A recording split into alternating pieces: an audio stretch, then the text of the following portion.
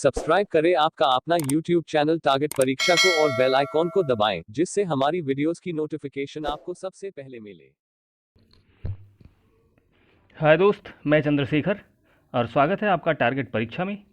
और मैं आपको बता दूं, ये मैथ मेरा चलता है और इसमें 10 क्वेश्चन होते हैं और 10 क्वेश्चन ये सभी पार्ट से होते हैं, ठीक है। और आपके मतलब ज्ञान के लिए बहुत ज़्यादा उपयोगी हैं, ठीक है। और एक अच्छा सीरीज होता है, सभी प्रकार के क्वेश्चन में डालता हूँ, सरल और कठिन। अब देखो यहाँ पे क्या कह रहा है, यहाँ पे कह रहा है ये 2/4 14, 3/8, 5/15, 2/7 में सबसे बड़ी भिन्न कौन सी है। तो कौन सी भिन्न ये सबसे बड़ी है। अब देखो, सबसे पहले लिख लो 2/14, ठीक है, लिख लिया मैंने। 3/8 लिख लो भैया, 3/8 लिख लो। 5/15 लिख लो, ठीक है। 2/7 लिख लो, सब मैंने लिख लिया। अब यहाँ से हमको क्या करना है, हमको सिर्फ अंतर निकालना है। कितना अंतर है, तो हमको पता है 12 का अंतर है। इसमें कितना का अंतर है, तो 5 का अंतर है, ठीक है। इसमें कितने का अंतर है, इसमें 10 का अंतर है। और इसमें कितना अंतर है, तो इसमें 5 का अंतर है। तो सबका अंतर ले लिए। मतलब 2 में 12 जुड़ा तभी तो 14 हुआ, 3 में 5 जुड़ा तभी तो 8 हुआ, 5 में 10 जुड़ा तभी तो 15 हुआ, और 2 में 5 जुड़ा तभी तो 7 हुआ। तो मतलब दोनों का अंतर, हर और अंश का अंतर ले लिया, ठीक है। चलो अब आगे हम क्या करेंगे, आगे सबसे पहले हम ये करेंगे, देखो यहाँ पे अब 12, 5 और 10 और 5 का लासा लेंगे। तो हमको पता है लासा कितना आएगा, 60। तो लासा हमारा क्या हो गया, लासा हो गया 60। अब 60 का अगर हम 12 से भाग करेंगे तो कितनी बार जाएगा, 12 पंचे 60। तो जितनी बार जाएगा ऊपर वाली से गुड़ा, तो 5 दुनाई 10, ठीक है। अब 5 का गुड़ा करो, भाग करो 60 में, कितनी बार जाएगा, तो 12 बार। तो ऊपर से अंश वाले से गुड़ा, तो 12 तिहाई 36। चलो अब भाग करो 10 से, कितनी बार जाएगा, 6 बार जाएगा। 6 का ऊपर वाले से गुड़ा, 6 पंचे 30। अब 5 का भाग दो, 12 बार जाएगा, 12 दुनाई 24। तो पूछ रहा है सबसे बड़ी संख्या कौन सी है। जिसका जिसका ऊपर वाला सबसे बड़ा होगा वही संख्या सबसे बड़ी है। अब ऊपर वाला किस में सबसे बड़ा है, आप बताओ, ऊपर वाला किस में सबसे बड़ा है, 36 में बड़ा है ना। तो 36 किसका है, मतलब 3/8 ये संख्या सबसे बड़ी है। तो आपका ऑप्शन क्या हो जाएगा, आपका ऑप्शन हो जाएगा नंबर बी, मतलब 3/8 सबसे बड़ा है। अगर सबसे छोटा पूछ लेगा तो आपका ये हो जाएगा 2/14 सबसे छोटा है। बस आसानी से आपको ऐसे ही करना है। चलो अगले क्वेश्चन चलते हैं। यह अगर दो संख्याओं का मासा 20 है तथा उनका लासा 1120 है, ठीक है। यह दोनों संख्याओं का अनुपात 8:7 है तो बड़ी संख्या। आपको पता है लासा गुणे मासा बराबर पहली संख्या गुणे दूसरी संख्या, ये सूत्र होता है और आपको याद करना पड़ेगा। तो लासा कितना हो गया, सॉरी मासा कितना हो गया 20, लासा कितना हो गया 1120। चाहे जो पहले लिखो चाहे बाद में लिखो, बात वही होता है। पहली संख्या गुणे दूसरी संख्या, पहली संख्या हमने मान ली 8x और दूसरी संख्या हमने मान ली 7x। बस अब यही सॉल्व करना है। चलो देखते हैं कैसे सॉल्व होगा। अब हमको पता है ये इतना बराबर है इनके, ठीक है।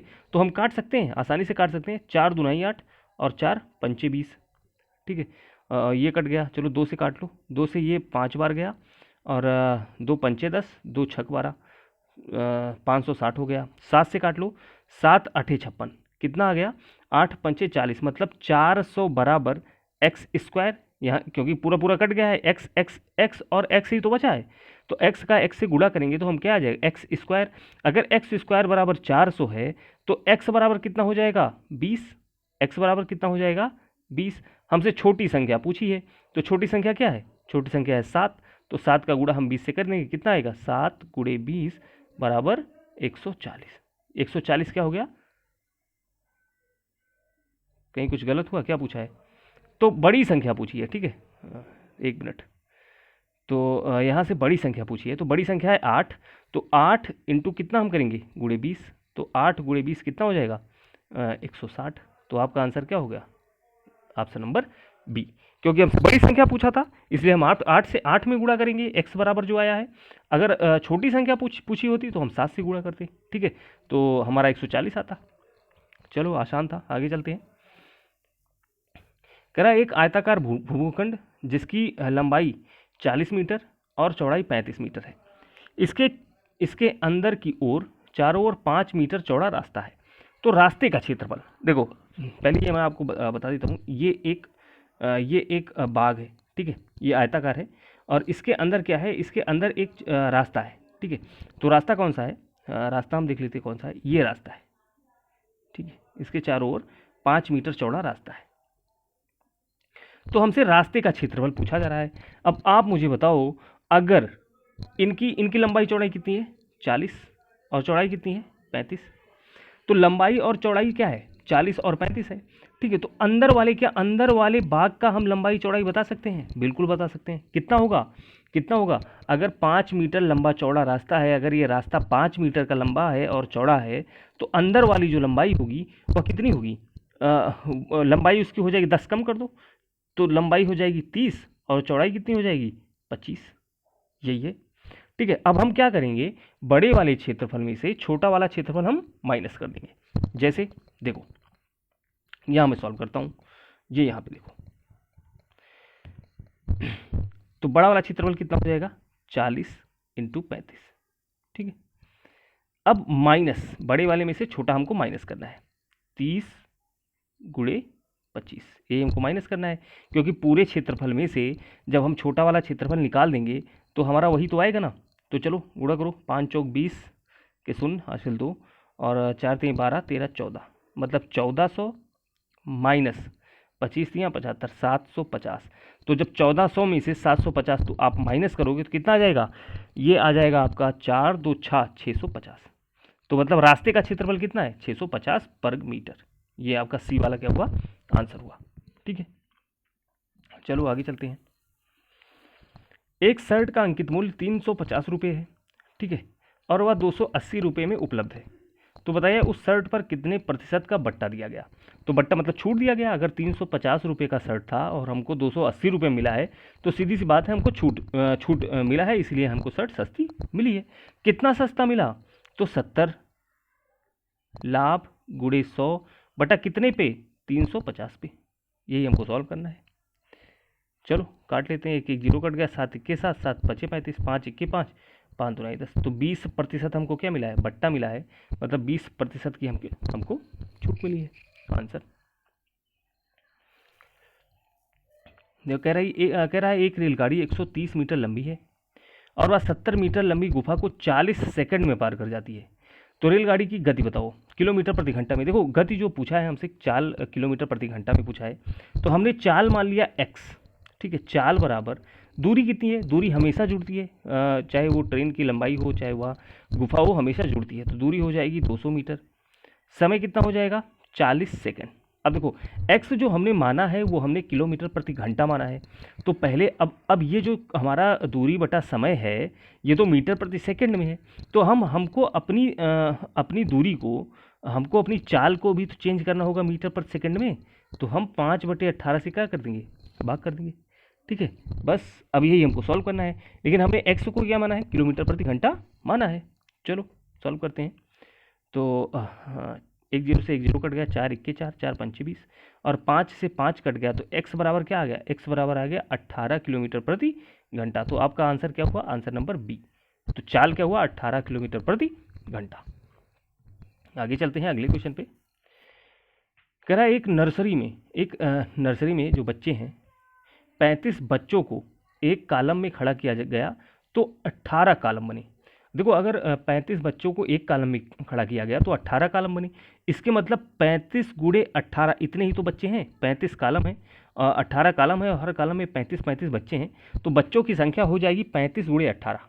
ठीक है, अब कह रहा है कि इन बच्चों को अगर 30 कॉलम में बनाया जाए तो कुल बच्चों की संख्या, तो बराबर 30 कॉलम में अगर इन्हीं बच्चों को बनाया जाए, सॉरी ये 30 है, एक सेकंड, अगर 30 कॉलम में बनाया जाए तो बच्चों की संख्या कितनी होगी x, तभी तो ये बच्चे बराबर होंगे, राइट। बस आपको क्या कर लेना, काट लेना है।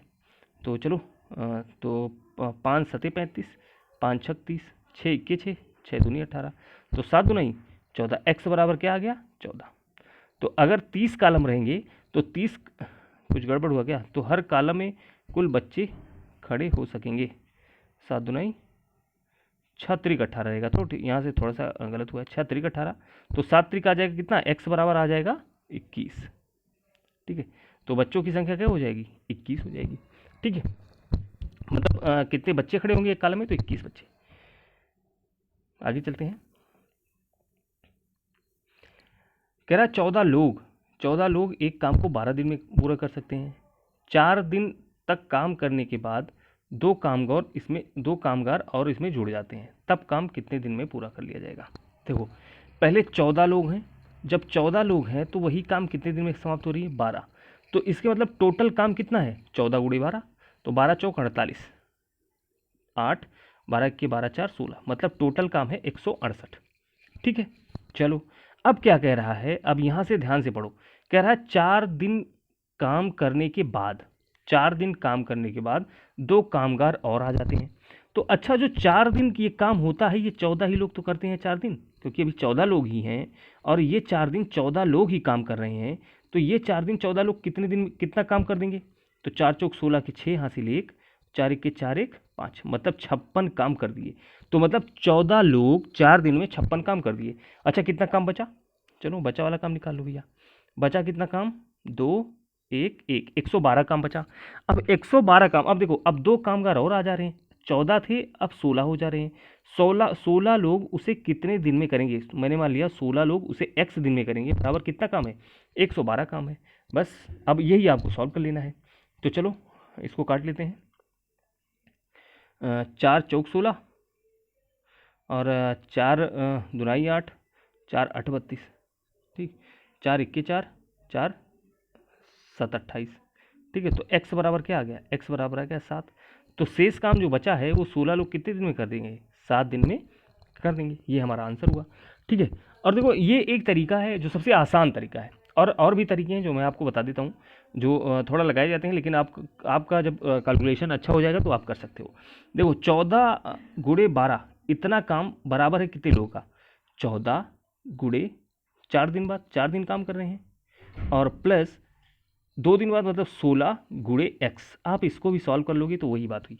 ठीक है, तो वही होगा, ये चाहे ये कर लो चाहे वो कर लो, बात वही है। ठीक है, वो थोड़ा सा आसान आपको लगेगा। कह रहा है किसी अर्धवृत्त में कोण, किसी अर्धवृत्त में कोण कितना होगा।